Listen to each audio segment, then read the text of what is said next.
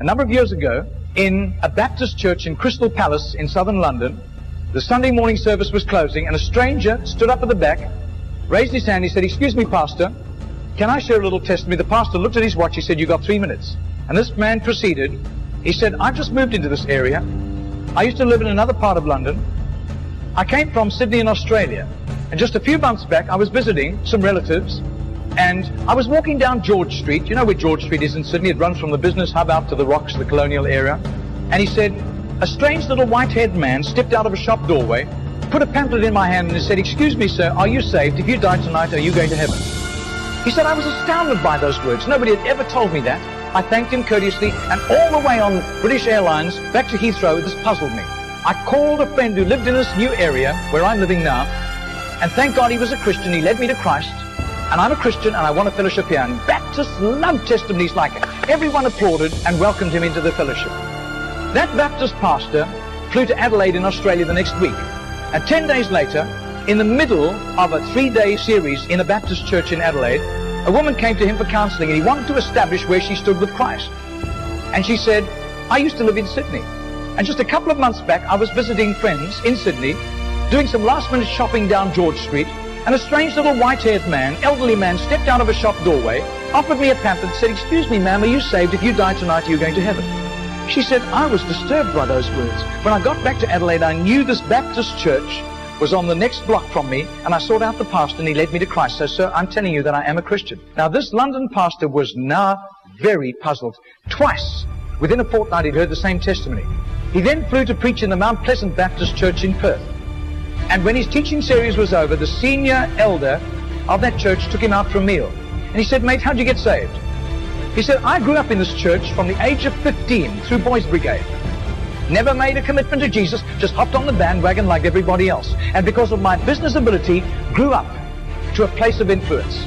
I was on a business outing in Sydney just 3 years ago, and an obnoxious, spiteful little man stepped out of a shop doorway, offered me a religious pamphlet, cheap junk, and accosted me with a question. "Excuse me, sir, are you saved? If you die tonight, you're going to heaven." He said, I tried to tell him I was a Baptist elder. He wouldn't listen to me. He said, I was seething with anger all the way home on Qantas to Perth.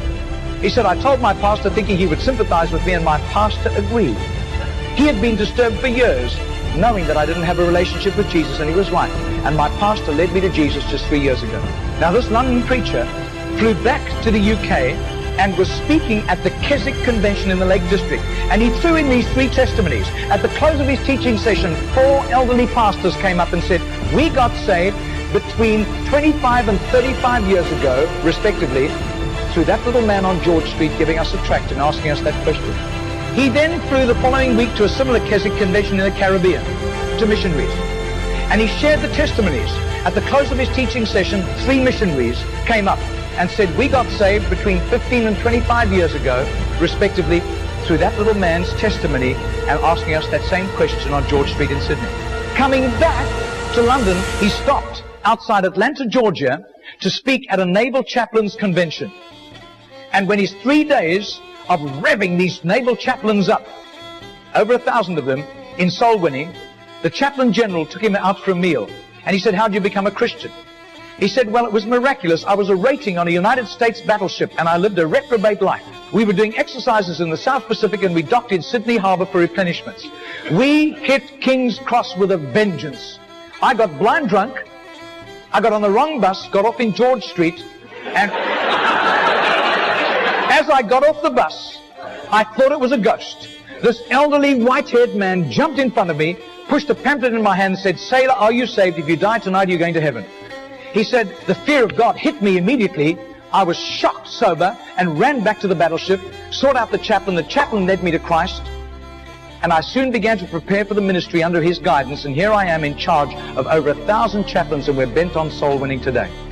That London preacher, 6 months later, flew to do a convention for 5,000 Indian missionaries in a remote corner of northeastern India, and at the end, the Indian missionary in charge, a humble little man, took him home to his humble little home for a simple meal. And he said, "How did you, as a Hindu, come to Christ?" He said, "I was in a very privileged position. I worked for the Indian diplomatic mission, and I traveled the world, and I am so glad for the forgiveness of Christ and his blood covering my sin, because I'd be very embarrassed if people found out what I got into. He said one bout of diplomatic service took me to Sydney, and I was doing some last-minute shopping laden with parcels of toys and clothing for my children, walking down George Street, and this courteous little white-haired man stepped out in front of me, offered me a pamphlet, and said, "Excuse me, sir, are you saved? If you die tonight, are you going to heaven?" He said, I thanked him very much, but this disturbed me.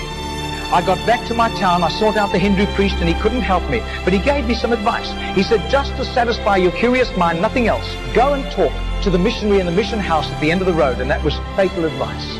He said, because that day the missionary led me to Christ, I quit Hinduism immediately and then began to study for the ministry. I left the diplomatic service, and here I am, by God's grace, in charge of all these missionaries, and we are winning hundreds of thousands of people to Christ. Well, 8 months later, that Crystal Palace Baptist pastor was ministering in Sydney, in Gymea, southern suburb of Sydney. And he said to the Baptist minister, do you know a little man, an elderly little man who witnesses and hands out tracts on George Street? And he said, I do. His name is Mr. Genor, G-E-N-O-R. But I don't think he does it anymore. He's too frail and elderly. The man said, I want to meet him. 2 nights later, they went around to this little apartment, knocked on the door, and this tiny, frail little man opened the door. He sat them down, made them some tea, and he was so frail he was slopping tea into the saucer as he shook. And as he sat with them, this London preacher told him all these accounts over the previous 3 years.